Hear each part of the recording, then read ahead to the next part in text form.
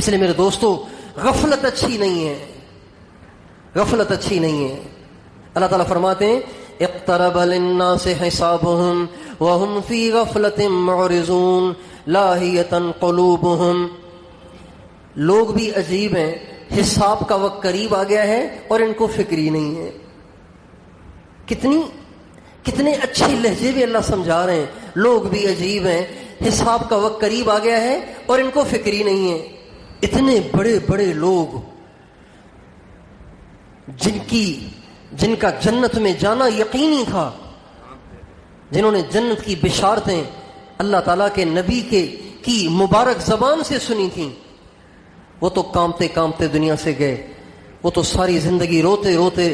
دنیا سے گئے، ساری زندگی روتے رہے، اور جن کو یہ بھی پتہ نہیں ہے کہ میں نے مرنا کلمے پر ہے یا کفر پر ہے، یہ بھی پتہ نہیں ہے، وہ ایسے بے فکر بیٹھے ہوئے ہیں۔ حضرت امام حسین رضی اللہ تعالی عنہ کربلا میں جب 9 محرم کی شام کا وقت ہوا، عصر کے بعد کا وقت ہوا، تو عمر ابن سعد نے اپنے لشکر کو آگے بڑھایا حملہ کرنے کے لیے۔ اس کو بھی پش کرنے والا اصل میں شمر ذل جوشن تھا، وہ بار بار پش کر رہا تھا، بار بار پش کر رہا تھا، آگے بڑھو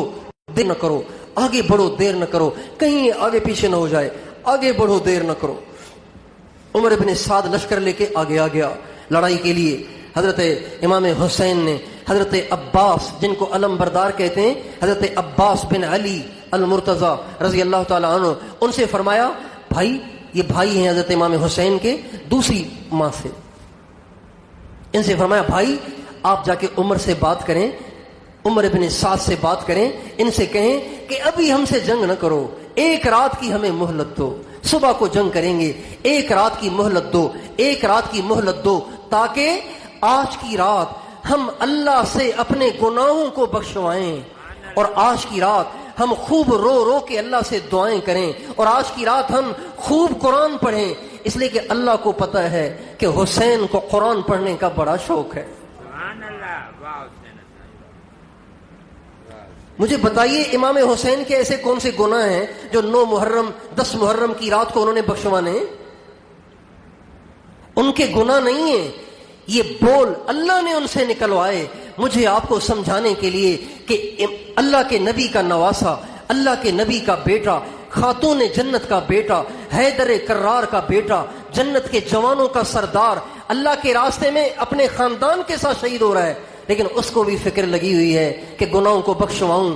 اور گناہوں کے بخشوائے بغیر دنیا سے نہ جاؤں۔ تو بتائیے ساری زندگی دن رات گناہوں میں گزارنے والوں کو اللہ سے گناہوں کو بخشوانے کی کتنی فکر ہونی چاہیے۔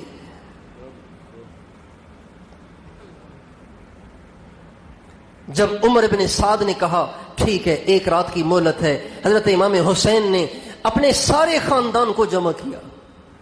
چھوٹے بڑے مرد عورت سب کو جمع کیا، اور فرمانے لگے بھائی بات یہ ہے کہ میں تو ان کے نرغے میں آ گیا ہوں، اور یہ سب کے سب میرے خون کے پیاسے ہیں، لہذا تم میں سے سب کو اجازت ہے جو مجھے چھوڑ کے جانا چاہے، جان بچانا چاہے وہ چلا جائے، میری طرف سے کسی پہ کوئی پابندی نہیں ہے، بلکہ میں تمہیں یہ رائے دوں گا کہ تم سب چلے جاؤ، میری بیویوں کو، میرے بچوں کو بھی، چھوٹے چھوٹے بچوں کو بھی لے جاؤ، مجھے یہاں رہنے دو، اس لیے کہ دشمن میرے خون کا پیاسا ہے۔ مگر سب نے کہا کہ آپ کو چھوڑ کے کیسے جائیں گے؟ جہاں آپ دفن ہوں گے ہم بھی وہیں دفن ہوں گے، جہاں آپ کا خون بہے گا ہمارا بھی خون وہیں بہے گا۔